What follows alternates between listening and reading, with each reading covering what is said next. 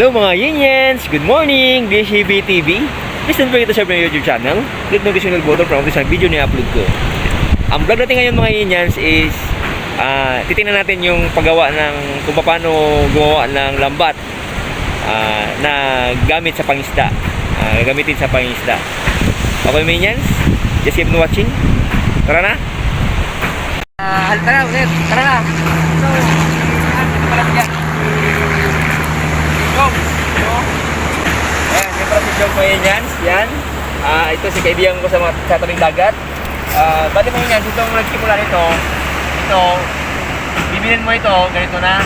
Tapos lalagyan na ng ganito. Ang tawag dito, anong tawag dito Jog? Yung ito? Langking, langking daw. Langking, yung parang ano to, pabigat, yung parang bato.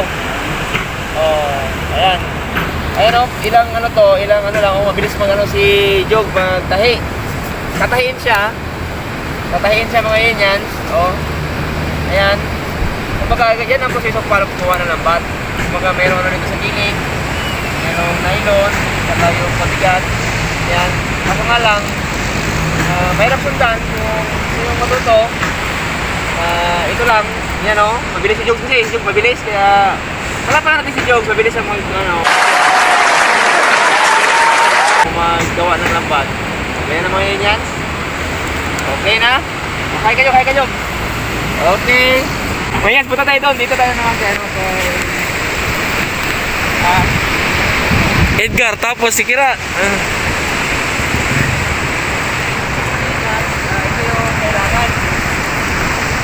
Ito yung kailangan paggawa ng lambat. Pero ito mga Yinians, nabibili na ba ito ng ganito? Nabibili na ito ng ganito na? O nabibili na ng ganito to?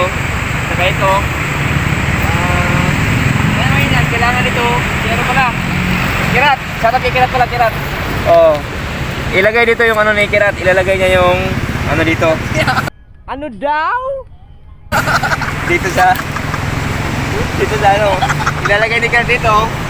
Ngayon ito, ganito na. Tapos tatahiin na ni Jog doon, ilagay sa gilid. Yan. Ito naman siya, no? Naglalagay siya ng ano. Paano ito? Jim. Naglalagay siya ng papalutang. Parang sinila. So, shoutout kay Jim pala. Shoutout sa mga subscriber natin. Si Jim, subscriber to. Ayan. Mga Yinians. Nga pala mga Yinians, ito yung finished product pala. Ito yung nagawa na. Ngayon so nagawa na itong finished product. Ito na, meron na siyang papalutang. Saka dito naman, meron na siyang pampabigat. Yung ano na yan, itong pinahinid doon na yung Jogs kanina. Ito yun. Yan mga Yinians. Pwede nang gamitin to sa panghuli ng isda. Mga Yinians.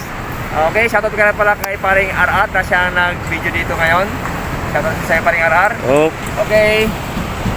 Mga Yinians, no? Yun lang. Salamat sa panonood and sana sa mabuti kayong kalagayan. Keep safe everyone. More power and God bless. Bye-bye!